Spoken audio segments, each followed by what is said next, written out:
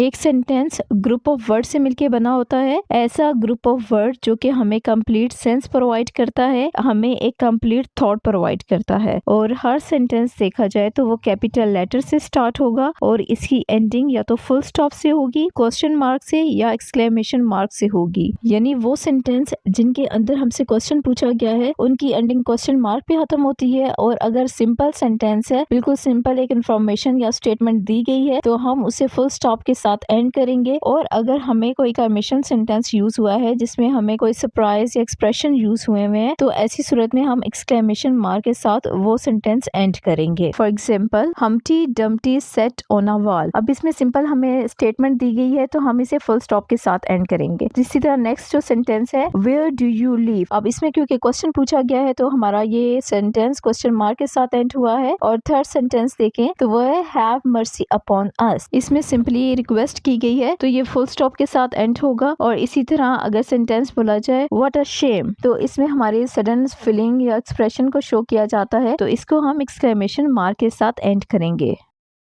और नेक्स्ट अगर हम बात करें तो वो है क्लोज की, कि क्लोज क्या होता है। एक क्लोज के लिए जरूरी होता है कि उसके अंदर सब्जेक्ट हो और वर्ब हो, ठीक है। और दूसरा ये कि क्लोज की दो काइंड्स हैं, या तो वो इंडिपेंडेंट क्लोज होगा या डिपेंडेंट क्लोज होगा, ठीक है। अब हम इसे एग्जाम्पल के जरिए से देखते हैं। शी रन्स फास्ट, अब वो तेज भागती है, ये हमारा इंडिपेंडेंट क्लोज है क्योंकि ये हमें इंडिविजुअल तौर पे कंप्लीट सेंस प्रोवाइड कर रहा है, कंप्लीट मीनिंग प्रोवाइड कर रहा है। हमें इसका मीनिंग अखज़ करने के लिए किसी दूसरे क्लोज का सहारा नहीं लेना पड़ रहा, तो हम इसे इंडिपेंडेंट क्लोज कहेंगे। दूसरा ये है कि इसके अंदर सब्जेक्ट भी है और वर्ब भी मौजूद है। सब्जेक्ट कौन सा है, शी, और वर्ब है रन्स, तो सब्जेक्ट और वर्ब भी मौजूद है। और दूसरा ये इंडिपेंडेंट क्लोज है और हम इसे एक सेंटेंस भी कह सकते हैं। ऑल्दो ये सिंपल सेंटेंस है लेकिन हम इसे सेंटेंस कह सकते हैं। और नेक्स्ट एग्जांपल में देखें, she runs fast because she trains every day. अब इसमें देखें तो ये सेंटेंस दो क्लोजेस से मिलके बना है। इसमें जो फर्स्ट क्लोज है वो है शी रन्स फास्ट, जबकि दूसरा क्लोज है because she trains every day. इसमें जो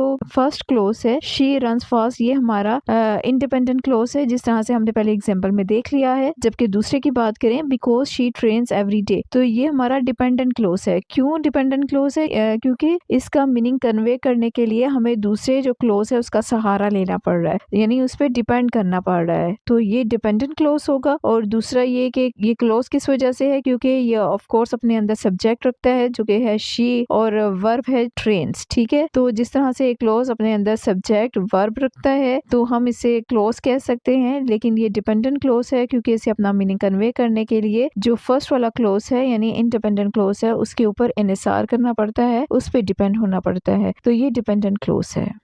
तो नेक्स्ट अगर हम बात करें फ्रेज की, कि फ्रेज क्या होता है, तो फ्रेज ग्रुप ऑफ वर्ड्स होते हैं जो कि हमें कंप्लीट सेंस प्रोवाइड नहीं करते। यानी ये सेंटेंस का एक तरह से कह ले उलट होता है। जिस तरह से सेंटेंस हमें कंप्लीट सेंस प्रोवाइड करते हैं, एक कंप्लीट थॉट प्रोवाइड करते हैं, जो फ्रेज होती है वो हमें कंप्लीट सेंस या कंप्लीट थॉट प्रोवाइड नहीं करती। तो इस तरह से ये सेंटेंस के ऑपोजिट होती है। नेक्स्ट हम बात करें कि सब्जेक्ट की, तो एक फ्रेज जो सी है उसके अंदर कभी भी सब्जेक्ट मौजूद नहीं होगा। यानी सब्जेक्ट क्या है, जो एक्शन परफॉर्म करने वाला जो एजेंट है वो मौजूद नहीं होगा। फ्रेज के अंदर कभी भी सब्जेक्ट मौजूद नहीं होता। सब्जेक्ट क्या होता है, जो एक्शन परफॉर्म करने वाला एजेंट है उसे कहा जाता है। तो यहाँ पे हमारा सब्जेक्ट मौजूद नहीं होता।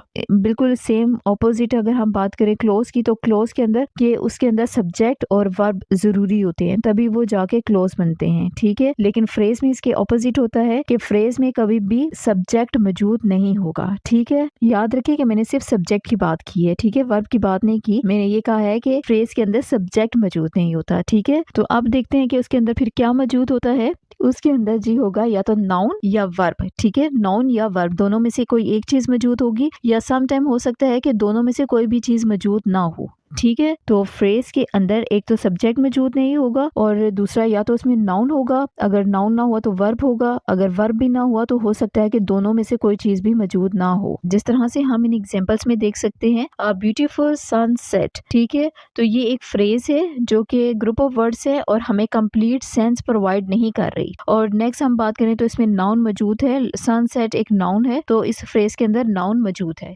लेकिन इसके अंदर सब्जेक्ट मौजूद नहीं है। ठीक, जो काम करने वाला मौजूद नहीं है, सन मौजूद नहीं है या जिसके बारे में बात की जा रही है वो मौजूद नहीं है, ठीक है? लेकिन नाउन मौजूद है, सनसेट एक नाउन है और वो इसमें मौजूद है। नेक्स्ट बात करते हैं रनिंग क्विकली, ठीक है? ये भी एक फ्रेज है, ग्रुप ऑफ वर्ड्स है और हमें कंप्लीट सेंस भी प्रोवाइड नहीं कर रहा। और थर्ड हम बात करें तो इसमें वर्ब है, ठीक है? रन जो सा है एक वर्ब है, तो वर्ब इसमें मौजूद है, लेकिन इसके अंदर नाउन मौजूद नहीं है, ठीक है? वर्ब मौजूद है, नाउन मौजूद नहीं है। तो नेक्स्ट अगर हम बात करें ऑन द टेबल, ये भी एक फ्रेज है जिसके अंदर ना तो नाउन है और ना ही वर्ब है, ठीक है? दोनों में से कुछ भी शामिल नहीं है, बल्कि ये फ्रेज प्रेपोजिशन से स्टार्ट हुई है, प्रेपोजिशन इसके अंदर मौजूद है। तो इन शॉर्ट हम कह सकते हैं कि फ्रेज ग्रुप ऑफ वर्ड्स को कहा जाता है जिसके अंदर सब्जेक्ट कभी भी मौजूद नहीं होता और इसके अंदर या तो नाउन होगा या वर्ब होगा या दोनों में से कुछ भी शामिल नहीं होगा, ठीक है?